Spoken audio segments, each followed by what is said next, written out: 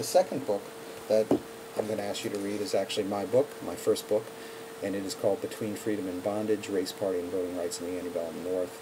It is a book about voting rights for African American males in northern states during the period of slavery, roughly the early 19th century. When I was doing research 10, 12, 15 years ago, I realized that no one had sort of looked at this question of what happened to black men when the voting rights, when the franchise was expanded to include white men without property. Because some of you might know that at the time of the country's founding, only white men with property could vote. They were the only ones that were considered citizens. Well, there were some states that allowed black men with property to vote too, and so my book is the story of what happened in 4 states, New York, Massachusetts, Rhode Island, and Pennsylvania. The third book, which I'm also going to use sort of as a text, is called Racial Formation in the United States by 2 sociologists, Michael Omi and Howard Venant, and it is a great theoretical and historical book on how what they call the racial state comes into existence and how it creates policy. Not a very difficult book to read, but very provocative. And then lastly, at the end of the semester, some of you might have already read Toni Morrison's The Bluest Eye, but it is a fabulous book about not only race but gender as well, and sort of this concept of whiteness and blackness and how that gets into our psyche, if you will. I have found that literature sometimes does a heck of a lot better job of getting some of the points across that we social scientists are trying to in our very boring way in our own writing. And so I've used this book in other classes. You might have read it already. That's great, but we're going to read it again with another eye on all the things that we have studied. It'll be the last major book that we read for the semester, so it'll sort of culminate what we're doing. There will be other readings as well that I'll have in electronic form, some things that I'll send you via links to websites and whatnot. And as we go through this, you'll certainly be kept abreast of that. The one thing I will say about the reading, though, is that a lot of this stuff is not necessarily easy, and the reading load will be very heavy in this class. Moving down to the top of page 3, the course grading, you see in the middle of the page there that what I've done is sort of broken the semester down into 15 weeks, from week 1, which will be Monday, this coming Monday, September 10th, to the very last week of the semester that includes the final exam period. For the purposes of this class, the class week will begin on Monday and end on Sunday. So what that means is that all of your writing assignments for the week will be due at Sunday night at 11:59 p.m. and all of your writing assignments that you will have for the coming week will be up by Monday morning. Okay, so as we go through this, you will see that I'll have a folder for each of the assignments for each of the weeks, and I will structure the course around weeks 1, weeks 2, weeks 3, etc., etc. You'll see the reading list as well as you look down at the syllabus. So that's the first thing that I want you to understand, that Monday through Sunday is the week of the class, if you will. Class attendance and participation. Attendance means in an online class, for those of you who haven't taken an online class before, the writing assignments. You will have 3 writing assignments each week.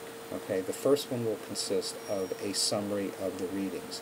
It'll be 500 words, which if you do single-spaced in a Word document is about a page. That's not a lot of writing. Some of you have had classes with me before that you've done this, so you get it. It will be a summary of the readings that I assign. I will tell you which readings I want you to summarize. And a summary means that you just simply explain and describe what you read. It is not your opinion necessarily. It's not your perspective. You're not completely agreeing or disagreeing. You can certainly put in some analytic points there. But what I'm trying to get you to do is to take some of these difficult texts and put them in your own words. Okay, so this type of writing is very straightforward. It is simply you explaining the reading for the week. Okay, The other part of the writing assignment consists of discussion board. For those of you who have taken online classes in the past, you understand that the discussion board is sort of the way that we discuss things. But I am completely aware of the limitations of discussion board. I know that sometimes it becomes more of a chore than something interesting. What I want to do, though, is to require you to do 2 discussion board posts each week. Not a lot, about 150 words each, which come out to a paragraph. But you will respond to one of my questions, and then you will respond to something that one of your colleagues in the class has said. So there will be 3 writing assignments a week, all in due by Sunday night, and it will include the summary of the readings and then 2 discussion boards, one to my question and then a response. You can certainly respond to more things. I'm not going to limit you to 2, but that is the bare minimum. I'm hoping that you will find what we're talking about and what the questions I put out for discussion spark a lot of interest, and I want you to run with that.